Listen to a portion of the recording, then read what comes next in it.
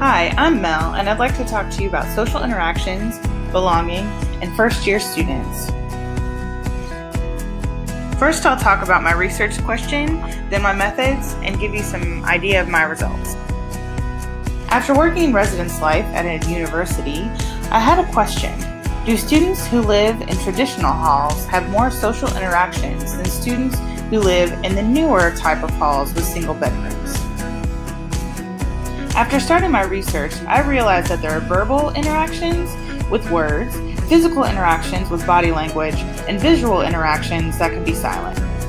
I utilized participant observation, interviews, and Facebook group analysis to get my data. I chose 2 halls, one traditional hall, Weasley, and one newer version of a hall, Snape.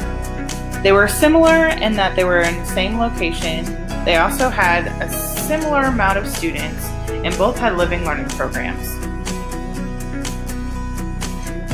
Snape was built in the last 5 years through a public-private partnership. I did 5 interviews, all with first-year students. 3 were from Snape Hall, 2 women and 1 man. 1 woman who left Southeastern University at the winter break, and another woman from Weasley Hall.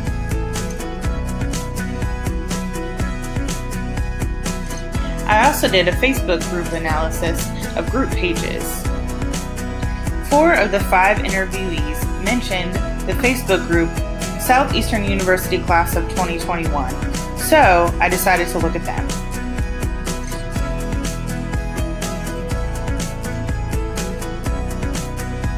While I don't feel that I collected enough data to generalize about the number of each type of residence hall interactions, I did notice some trends of interactions that seem to have an impact on belonging for first-year students at this university.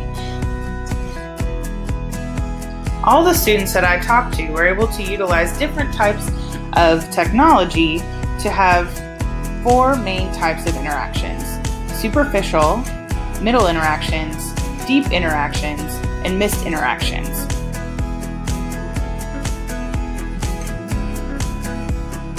Superficial interactions can happen in person, online, and on the phone, and often involve words or short snippets of body language that disclose no personal information. These are some examples of superficial interactions in the Facebook group.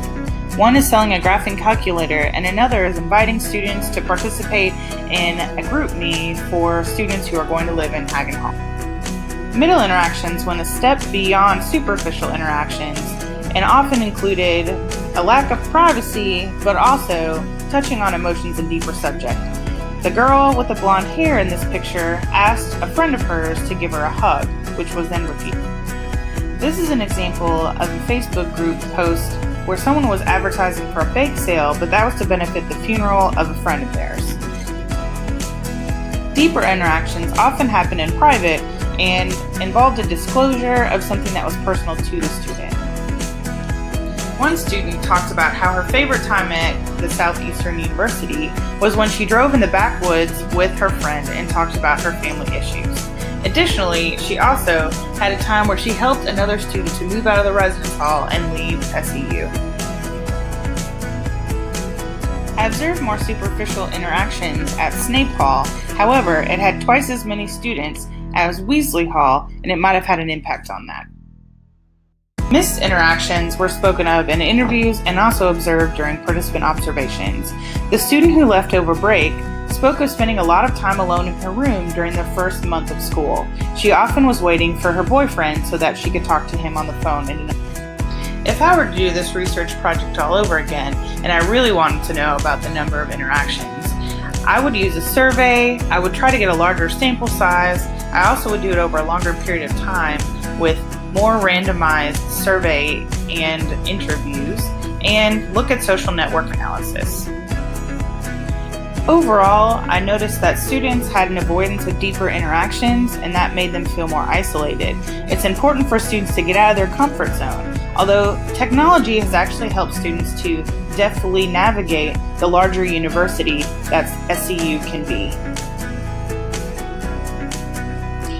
Thank you for your attention. Goodbye!